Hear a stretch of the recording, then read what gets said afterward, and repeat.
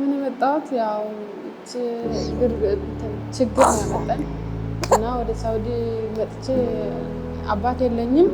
ቤተሰቦቼ እናቴ ያለች እና የቀን ስራ ነው የምሰራው። እሷን ለመለወጥ የመጣሁት እና ስራ ቦታ ያለን ደላላው እንደዚህ ሰርቶክ ያለ እዚህ ለምን እድሜሽን ትጨርሻለሽ እዛ እኮ ይሻላል ቤተሰቦችሽን ምናምን ብሎኝ አታለለኝ ማለት ነው።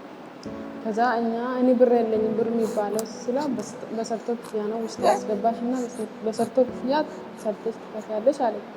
ስመጣ ግን እዚህ ዱላ ነው በቃ ሰርቶ ክፍያ ምናምን የለም።